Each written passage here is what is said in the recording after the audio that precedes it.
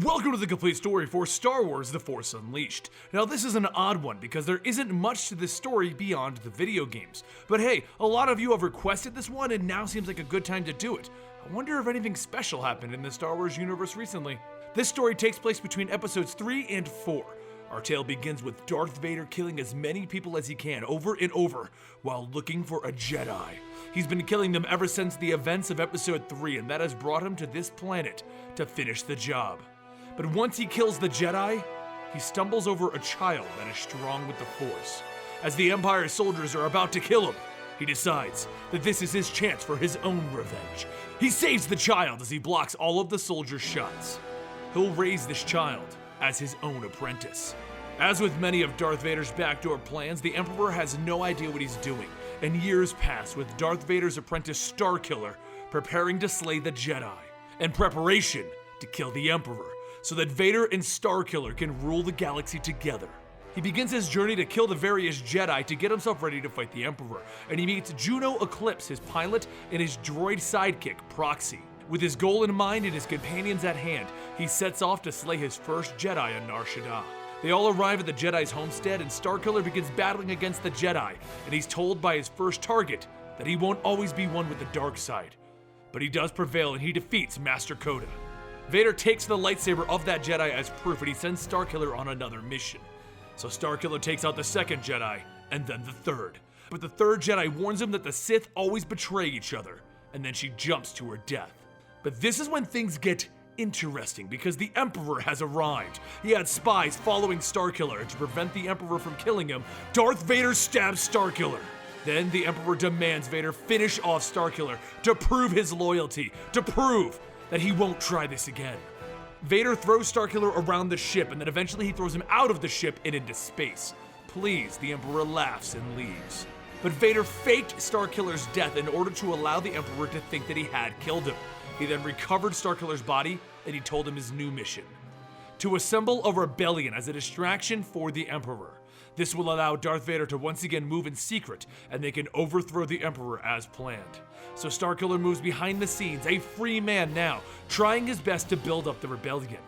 He rescues his pilot Juno, the Jedi Master Coda that he supposedly killed, Princess Leia Organa, and Senator Organa. During this time, Coda teaches Starkiller how to be a proper Jedi, allowing him to learn the light side of the Force, and he begins to make his transition from dark to light when he spares the apprentice of one of the Jedi that he had slain previously. He also gets very close to Juno over this time. Everything is going perfectly, and Starkiller convinces Senator Organa to assemble the Rebel Alliance and fund it. It's time for there to be an actual rebellion against the Empire. Starkiller eventually takes the role of the leader of this rebellion as he brings the Force to the table, something that the rebellion can get behind. But at that moment, Vader breaks into the room where they're assembling the rebellion, and he throws Starkiller out into the snow. Vader reveals that this has all been a part of his plan. He never intended to overthrow the Emperor.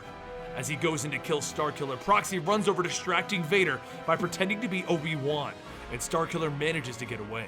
Vader then takes the new rebellion leaders to the Emperor, where they begin their interrogation. This leads to Starkiller boarding the Death Star to confront the Emperor and Vader. In a duel with Darth Vader, Starkiller wins, but he is then injured by the Emperor's lightning and given two options: kill Darth Vader and take his place as the Emperor's apprentice, ruling the galaxy with Emperor Palpatine. If you pick this option, there is a DLC expansion showing Starkiller working with the Emperor until the Emperor can find an even more powerful apprentice. But if you spare Vader, then Starkiller duels and beats the Emperor, and that's when Coda stops Starkiller from killing the Emperor to prevent him from slipping into the dark side. Coda and the Senators all escape from the Death Star, and Starkiller stays behind to keep them safe, becoming a martyr for the rebellion and their symbol for hope. Now there is a sequel to this story, which has a lot of great gameplay mechanics, but the story is nowhere near as epic. 6 months after the events of the first Force Unleashed, a clone of Starkiller breaks free from the cloning facility and he begins his journey of self-discovery. Darth Vader hired Boba Fett to track down Juno because the clone has memories of her and Darth Vader wants to pull him out of hiding. Starkiller rescues Coda once again, and he even meets with Yoda to begin learning who he is and what the Force is. He then manages to track down Juno just before he gets captured by Boba Fett. The Rebels and Starkiller stage an assault that Starkiller uses to get in and save Juno, which ends with a confrontation with Darth Vader. Vader throws Juno out a window, and this drives Starkiller to a new level of rage as he beats down Vader and once again gets put into the position of whether or not he should kill Vader.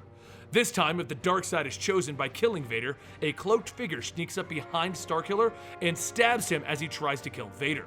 Coda then jumps in, fighting the cloaked figure, but is defeated.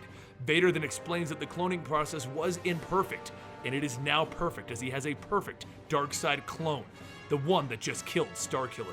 But if the light side is chosen, Starkiller spares Vader, and Coda's men arrest him. He then finds out that Juno survived, and they kiss, and it's over.